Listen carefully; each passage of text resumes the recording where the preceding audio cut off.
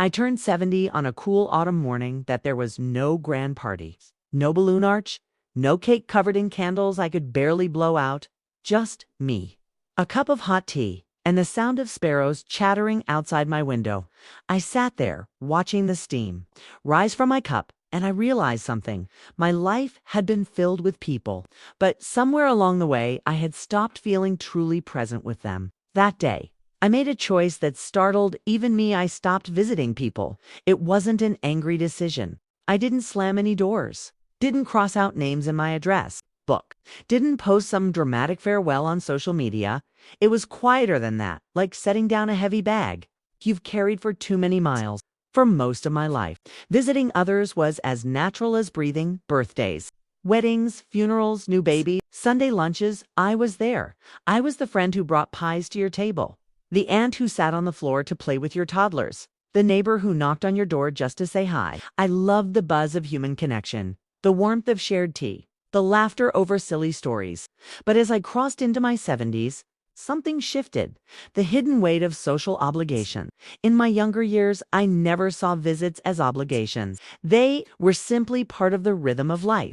But with age, I began to notice how draining they became.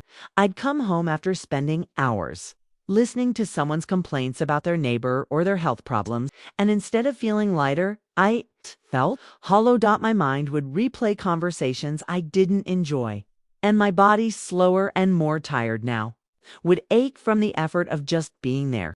It wasn't just about physical tiredness. It was about how these visits began to feel less like genuine connections and more like transactions. She visited me, so I must visit her. They came to my house, so I have to return the favor. I realized that the joy of meeting people had been replaced with a quiet dread, the kind where you check the calendar and sigh, thinking, oh no, I have to go there this week. I used to brush it off. It's just age, I told myself.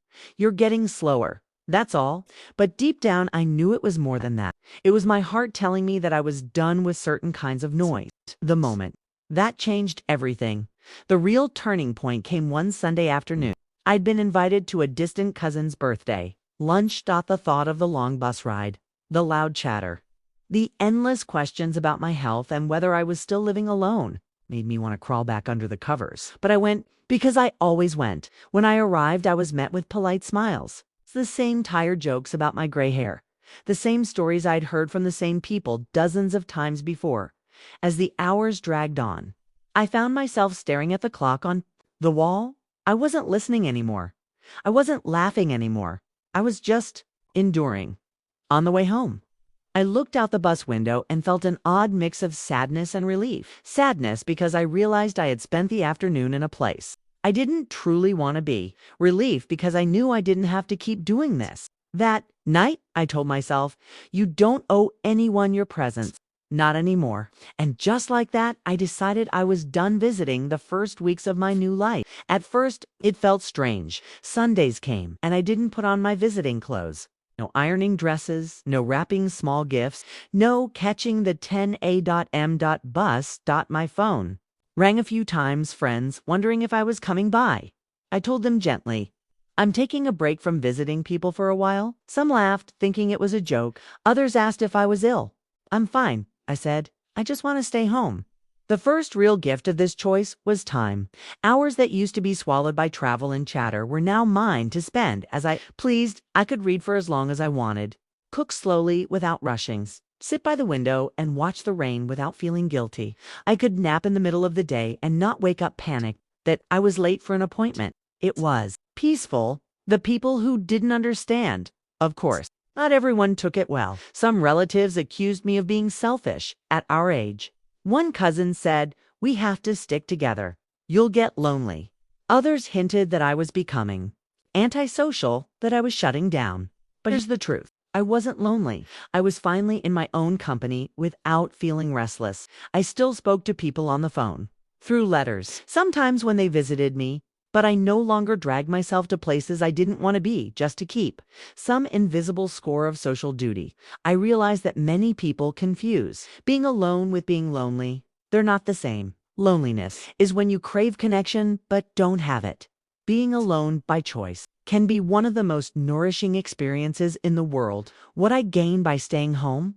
I found beauty in the smallest routines. Mornings became my sacred hours, slow making of tea, the gentle stretch of my limbs, the unhurried opening of the curtains to let in the day. Afternoons were for writing in my journal, sorting old photographs, or tending to my tiny balcony garden. Evenings, once filled with exhaustion from travel, were now soft and quiet, perfect for reflection, without constant visits. I also stopped hearing endless gossip and negativity. I didn't have to sit politely while someone complained for 2 hours straight. I didn't have to defend my choices or answer invasive questions. My mind, once cluttered with other people's noise, began to feel clear again. And something unexpected happened. The people who truly valued me began to come to me, not out of obligation, but out of genuine care. These visits were different, shorter, warmer, more meaningful.